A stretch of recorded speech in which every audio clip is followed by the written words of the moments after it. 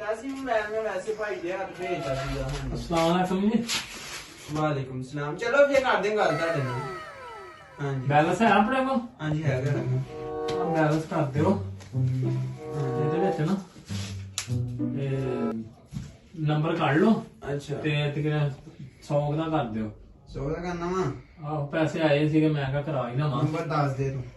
Number ਦੱਸ ਦੇ ਨਾ। ਦੱਸ ਦੇ 03 03 45 45 65 65 52 52 521 521 ਕਿੰਨੇ ਦਾ ਕਰਨਾ? 100 ਦਾ ਕਰ ਦਿਓ। 100 ਹੋ ਗਿਆ ਭਾਈ।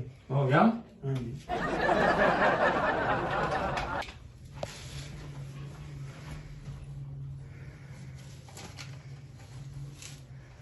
ਪੈਸੇ ਦੇ ਦਿੱਤੇ ਮੈਂ ਤੁਹਾਨੂੰ ਤੁਸੀਂ ਨਹੀਂ ਪਾਇਆ ਭਾਈ। ਫੜਾਤੇ ਆ ਯਾਰ ਮੈਂ 5000 ਰੁਪਇਆ ਕਿਉਂ ਲਿਆਂਦਾ ਵਾ ਉਹਦਾ ਮੈਂ ਤੁਸੀਂ ਕਿਧਰੋਂ ਦੀ ਫੜਾਤਾ? ਮੈਨੂੰ ਮਿਲੇ ਹੀ ਨਹੀਂ ਕਿ ਪੈਸੇ ਦਿੱਤੇ ਉਹ ਹੁੰਦੇ। ਦੇਤੇ ਆ ਭਾਈ ਨੇ ਤੁਹਾਨੂੰ ਦਿੱਤੇ ਹੁਣੇ ਦਿੱਤੇ ਆ। ਉਹ ਭਾਈ ਮੇਰੇ ਕੋਲ 5000 ਤੋਂ ਸਵੇਰ ਦਾ ਨਹੀਂ ਆਇਆ। ਤੁਹਾਨੂੰ 5000 ਤੁਸੀਂ ਕਿਦੋਂ ਫੜਾਤਾ ਮੇਰੇ ਕੋਲ? ਮੈਨੂੰ ਤੁਸੀਂ ਦਿੱਤੇ ਹੁੰਦੇ ਤੇ ਇੱਥੇ ਹੀ ਹੁੰਦੇ। ਬਕਾਇਆ ਦੇ ਦਿਓ ਬਕਾਇਆ। ਬਕਾਇਆ ਤੈਨੂੰ ਕਾਹਤੋਂ ਦੇਣਾ? ਉਹ ਮੈਂ ਦਿੱਤੇ ਆ ਭਾਈ ਬੜੇ ਤੁਸੀਂ ਕੰਜੂਸ ਬੰਦੇ ਯਾਰ ਕਾਤੋਂ ਲੈ ਕੰਨ।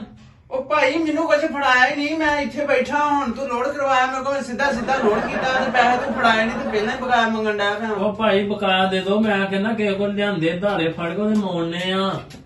ਉਹ ਭਾਈ ਤੁਸੀਂ ਮੋੜੋ ਜਾ ਕੇ ਪਹਿਲਾਂ ਮੇਰਾ ਭਾਈ ਪੈਸਾ 100 ਰੁਪਇਆ ਲੋਡ ਕਰਾਉਣ ਡਿਆ ਉਤੋਂ ਮੇਰੇ ਤੇ 5000 ਰੁਪਇਆ ਪਾਉਣ ਡਿਆ ਤੂੰ। ਆ ਮੇਰਾ ਮੂੰਹ ਵੇਖਿਆ ਪਰੇਸ਼ਾਨੀ ਨਾਲ 5000 ਰੁਪਇਆ ਸੀਗਾ। ਤੇ ਦੋ ਫੇ ਮੈਨੂੰ ਵੇਖੋ ਤੁਹਾਡੀ ਜੇਬ 'ਚ ਹੋਣਾ। ਜੇਬ 'ਚ ਨਹੀਂ ਭਾਈ ਤੁਹਾਨੂੰ ਦੇ ਦਿੱਤਾ ਵਾ। ਜੇਬ 'ਚ ਹੋਣਾ ਕਿਤੇ। ਜੇਬ ਕਿੱਥੋਂ ਵੇਖ ਲਓ ਆਣ ਕੇ ਜੇਬ ਮੇਰੀ ਦੇ ਫੜਾਇਆ ਹੀ ਨਹੀਂ। ਜੇਬ ਗੱਲਾਂ ਵਿੱਚ ਕਰਦਿਆਂ ਵਾ ਤੂੰ। ਆ ਵੇਖ ਲਓ ਪਰ ਮੈਂ ਦੇਤੇ ਤੁਹਾਨੂੰ ਲੱਗੇ ਕਿਦਾਂ ਜੇਬਾਂ 'ਚ ਹੋਣੇ ਆ ਹੋਰ ਕਿੱਥੇ ਹੋਣੇ? ਉਹ ਵੇਖ ਉਹ ਨਹੀਂ ਬਕਾਇਆ ਦੋ। ਉਹ ਕੀ ਆ ਕੀ ਪਿਆ ਵਾ? ਆ ਜਿਹੜਾ ਆ ਆਹੋ ਇਹ ਹੀ ਆ। ਮੇਰੇ ਤੇ ਪਾਉਣ ਡਿਆ। ਤੇਰਾ ਦਿਮਾਗ ਠੀਕ ਆ ਤੇਰਾ? ਮੈਂ ਤਾਂ ਕਿਹਾ ਵੀ ਤੁਹਾਨੂੰ ਦੇ ਦਿੱਤੇ ਹੋਣੇ ਆ। ਉਹ ਤੂੰ ਕਿੱਥੋਂ ਨਹੀਂ ਦੇਤੇ? ਖਾਬਸ਼ਾਂ ਦੀ ਫੜਾਤੇ ਮੈਨੂੰ ਤੂੰ। ਮੈਂ ਕਿਹਾ ਵੀ ਫਿਰ ਦੇ ਦਿੱਤੇ ਤੁਹਾਨੂੰ ਇਹ ਹੋਇਆ ਵਾ। ਉਹ ਤੂੰ ਚੱਲ ਵਗ ਜਾ ਕੇ ਚੱਲ ਤੈਨੂੰ ਦਿੰਦਾ ਰਹੂੰ ਬਕਾਇਆ। ਚੱਲ ਵਗ ਉਹ ਬਕਾਇਆ ਤੇ ਦੇ ਦੋ। ਜਾ ਚੱਲ ਜਾ ਵੱਡੇ ਗਿਆ ਨੂੰ ਭੇਜ ਤੂੰ।